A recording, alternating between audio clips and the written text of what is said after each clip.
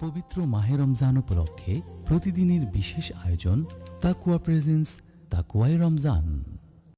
আসসালামু আলাইকুম ওয়া রাহমাতুল্লাহি ওয়া বারাকাতুহু। ইন্নাল হামদালিল্লাহ ওয়া সলাতু ওয়া সালামু আলা রাসূলিল্লাহ, আম্মা বা'দ। প্রিয় দিনী ভাই বোন, আজকে আমরা কথা বলবো অত্যন্ত গুরুত্বপূর্ণ একটি বিষয় নিয়ে। তা হচ্ছে ঈমান। একজন মুমিনের কাছে সবচেয়ে গুরুত্বপূর্ণ যে বিষয় তা হচ্ছে ঈমান। ঈমান হচ্ছে আলো আর কুফর হচ্ছে অন্ধকার। ঈমান হচ্ছে পূর্ণ কল্যাণ আর কুফর হচ্ছে পূর্ণ অকল্যাণ। একজন মুমিন সে তার নিজের জীবন, তার সহায় সম্পত্তি সব কিছু বিসর্জন দিতে পারে, কিন্তু সে কখনো তার ঈমানকে ছাড়তে পারে না, তার ঈমান বিসর্জন দিতে পারে না। একজন মুমিনের কাছে সবচেয়ে দামি যে বিষয় তা হচ্ছে ঈমান। ঈমান ছাড়া আমরা যত আমলই করি না কেন, কোনো আমলেরই আল্লাহ সুবহানাহু ওয়া তাআলার কাছে গ্রহণযোগ্যতা নেই। পবিত্র কোরআনের মধ্যে এসেছে, আল্লাহ সুবহানাহু ওয়া তাআলা বলেন, মান আমিলা সালিহাম মিন যাকারিন আও উনসা ওয়া হুয়া মুমিন ফাউলাইকা ইয়াদখুলুনাল জান্নাহ। নারী এবং পুরুষ থেকে যেই নেক আমল করবে এমন অবস্থায় যে সে মুমিন, তাহলে তারা জান্নাতে প্রবেশ করবে। তো আমলের মাধ্যমে জান্নাতে প্রবেশ করার জন্য শর্ত হচ্ছে মুমিন হওয়া, ঈমানদার হওয়া। একজন মানুষের যখন ঈমান থাকে, সে যত আমল করবে আল্লাহ সুবহানাহু ওয়া তাআলা সবগুলোকে কবুল করে নেবেন। আর যদি ঈমান না থাকে, তাহলে সে যত আমলই করুক না কেন, সে যত মানুষের উপকারে কাজই করুক না কেন, তার কোনো আমল আল্লাহ সুবহানাহু ওয়া তাআলা এর কাছে গ্রহণযোগ্য হবে না। আমরা অনেক সময় দেখি অনেক বিধর্মী যাদের ঈমান নেই, তারা অনেক মানুষের উপকারের জন্যে জনসেবামূলক অনেক কাজ করেন। তো তাদের কাজের বিনিময় আল্লাহ সুবহানাহু ওয়া তাআলা শুধুমাত্র দুনিয়াতেই তাদেরকে দিয়ে দিবেন, আখেরাতে তাদের এই কাজের কারণে কোনো বিনিময় পাবে না, কারণ তাদের ঈমান নেই। সব আমল গ্রহণ হওয়ার জন্য শর্ত হচ্ছে ঈমান। ঈমানের শাব্দিক অর্থ হচ্ছে বিশ্বাস স্থাপন করা, শান্তি ও নিরাপত্তা প্রদান করা। ঈমান, আমরা মনে করি, আমাদের একটা ধারণা যে আমরা একজন মুসলমানের ঘরে জন্মগ্রহণ করেছি, আমার বাবা মুসলিম, আমার মা মুসলিম, আমি এই বংশ পরম্পরায় আমি মুসলমান হয়ে গেছি, এই বংশ পরম্পরায় আমি ঈমানদার হয়ে গেছি। কিন্তু আমি পরিপূর্ণ মুমিন হওয়ার জন্যে কিছু বিষয় আছে যেগুলো আমাকে জানা অত্যাবশ্যকীয়, আমাকে জানতেই হবে।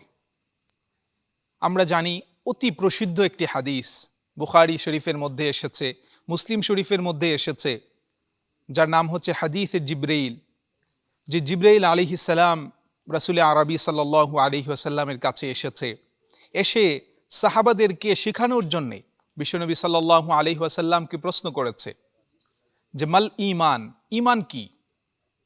তখন আল্লাহর হাবিব সাল্লাল্লাহু আলাইহি ওয়াসাল্লাম বলেছেন যে ঈমান হচ্ছে আন তুমিনা বিল্লাহি ওয়া মালাইকাতিহি ওয়া কুতুবিহি ওয়া রুসুলিহি ওয়াল ইয়াউমিল আখিরি ওয়াল কদরি খাইরিহি ওয়া শাররিহি। যে ঈমান হচ্ছে আল্লাহর প্রতি বিশ্বাস স্থাপন করা এবং ফেরেশতাদের প্রতি বিশ্বাস স্থাপন করা এবং কিতাব সমূহের উপর বিশ্বাস স্থাপন করা এবং রাসূলগণের উপর বিশ্বাস স্থাপন করা এবং ওয়াল ইয়াউমিল আখির, পরকালের প্রতি, কিয়ামত দিনের প্রতি বিশ্বাস স্থাপন করা, ওয়াল কদরি খাইরিহি ওয়া শাররিহি, এবং ভালো মন্দ তাকদীরের উপর বিশ্বাস স্থাপন করা। এই 6 জিনিসের উপর বিশ্বাস স্থাপন করার নাম হচ্ছে ঈমান। এগুলোকে বলা হয় আরকান, ঈমানের মূল ভিত্তি। এই 6 জিনিসের উপর আমাদেরকে বিশ্বাস স্থাপন করতে হবে। যদি আমি পরিপূর্ণভাবে বিশ্বাস না রাখতে পারি প্রিয় ভাই, তাহলে আমি মুমিন হতে পারবো না। ঈমানদার হওয়ার জন্যে এই 6 জিনিসের উপর আমাকে 3টা পদ্ধতিতে বাস্তবায়ন করতে হবে, বিশ্বাস করতে হবে। একটা হচ্ছে, প্রথম হচ্ছে এই বিষয়গুলোর উপর আমাকে অন্তর দিয়ে বিশ্বাস করতে হবে, অন্তঃকরণে মনে মনে সেগুলোকে বিশ্বাস করা লাগবে। দ্বিতীয় নাম্বার হচ্ছে আমাকে মুখে স্বীকার করা লাগবে, এই সবগুলোকে মুখে স্বীকার করতে হবে। 3 নাম্বার হচ্ছে আমার কাজে কর্মে এগুলোকে বাস্তবায়ন করতে হবে। এই 3 জিনিস, এই 3টা পদ্ধতিতে যখন আমরা ওই 6টা বিষয়কে স্বীকার করব, বাস্তবায়ন করব, বিশ্বাস করব, তখন আমি পরিপূর্ণ মুমিন হব। কারণ আমি যদি অন্তরে বিশ্বাস করি কিন্তু আমি যদি কাজে বাস্তবায়ন না করি তখন আমি ফাসিক হয়ে যাব, গুনাহগার হব। আর যদি আমি কাজে বাস্তবায়ন করি কিন্তু আমার অন্তরে বিশ্বাস না থাকে তাহলে আমি মুনাফিক হয়ে যাব। তো এই সব কিছু থেকে বাঁচার জন্যে আমাকে অন্তরে বিশ্বাস করতে হবে, পাশাপাশি মুখে স্বীকার করতে হবে এবং কাজে বাস্তবায়ন করতে হবে। তখন আমি একজন পরিপূর্ণ মুমিন হব। এখন আমাদের অনেকের মনের ভেতরে প্রশ্ন জাগবে যে মুমিনের যে একজন মুমিন হলো তার ঈমান কি বাড়ে কমে নাকি আগের অবস্থায় এক অবস্থায় স্থির থাকে? একজন মুমিনের ঈমান সবসময় স্থির থাকে না, কখনো বাড়ে কখনো কমে। এর জন্যে কিছু কাজ আছে যে কাজগুলি যখন একজন মুমিন করে তখন তার ঈমান বাড়ে, আর কিছু কাজ আছে যেগুলো করলে ঈমান কমতে থাকে।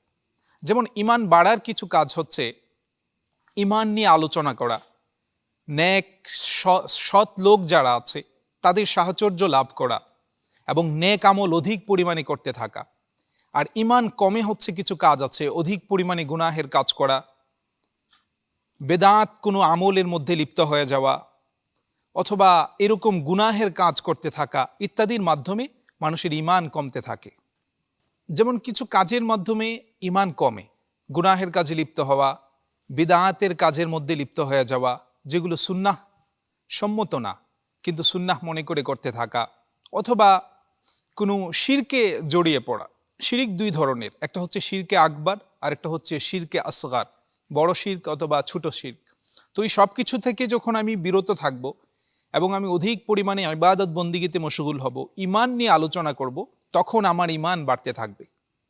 আমরা মুমিন হওয়ার পরও আরেকটা সমস্যা সম্মুখীন আমরা হই যে আমাদের মনের ভিতরে অনেক সময় সংশয় জাগে আল্লাহ সুবহানাহু ওয়া তাআলাকে নিয়ে অথবা বিভিন্ন কিছু নিয়ে। তো এটা আজকে নতুন না, আল্লাহর হাবিব সাল্লাল্লাহু আলাইহি ওয়াসাল্লাম আগে থেকেই জানতেন। 1400 বছর আগে বিশ্বনবী সাল্লাল্লাহু আলাইহি ওয়াসাল্লাম বলে গেছেন যে কখনো কারো মনের ভিতরে শয়তান এসে ওয়াসওয়াসা দিতে পারে, স্মরণ করিয়ে দেয় যে মান খালাকা কাদা, মান খালাকা কাদা, যে এই জিনিসকে সৃষ্টি করেছে, ওই জিনিসকে সৃষ্টি করেছে। এভাবে যখন আপনার মনে সংশয় সৃষ্টি করতে থাকে, এক পর্যায়ে শয়তান বলে যে মান খালাকা রব্বাকা, যে কে তোমার রবকে সৃষ্টি করেছে। এখন আমরা হয়রান হয়ে যাই, পেরেশান হয়ে যাই যে আল্লাহকে কে সৃষ্টি করেছে, আমরা তখন আর খুঁজে পাই না। তো আল্লাহকে নিয়ে যখন আমরা চিন্তা করব তখন আমাদের মনের ভিতরে সংশয় সৃষ্টি হবে। এই কারণে আল্লাহকে নিয়ে চিন্তা না করা, আল্লাহর হাবিব সাল্লাল্লাহু আলাইহি ওয়াসাল্লাম সমাধান দিয়ে গেছেন। যখনই তোমার মনের ভিতরে এ ধরনের চিন্তার উদ্রেক হবে, চিন্তা আসবে, তখন তুমি ফাল্ইয়াস্তাঈয বিল্লাহ, তখন সে যেন আল্লাহর কাছে আশ্রয় চায়, আউযু বিল্লাহি মিনাশ শাইতানির রাজিম পড়ে, অথবা সে যেন বলে আমানতু বিল্লাহ, যে আমি আল্লাহর উপর ঈমান এনেছি। সব চিন্তা সব ভাবনা যেন সে ঝেড়ে ফেলে, সেই কথা বলে ফেলে যে আমি আল্লাহর উপর ঈমান এনেছি। তো এইভাবে যখন আমরা সব ধরনের কুফরি চিন্তা থেকে বিরত থেকে ঈমানের যে রুকুনগুলো আছে ওগুলোকে পূর্ণ বিশ্বাস করে আমি চলব, তখনই হচ্ছে আমি মুমিন এবং সব ধরনের শিরিক থেকে বেঁচে থাকব। তখন আমার ঈমান হবে খাঁটি ঈমান, এবং এই ঈমান নিয়ে আমি যতটুকুই আমল করি না কেন আল্লাহ সুবহানাহু ওয়া তাআলা আমার আমলকে গ্রহণ করবেন, কবুল করে নেবেন। তাই প্রিয় ভাই, আসুন আমরা আমাদের ঈমানকে যাচাই করি এবং আমাদের ঈমানকে খাঁটি করি। আল্লাহ সুবহানাহু ওয়া তাআলা আমাদেরকে বুঝে আমল করার তৌফিক দান করুন। আসসালামু আলাইকুম ওয়া রাহমাতুল্লাহি ওয়া বারাকাতুহু।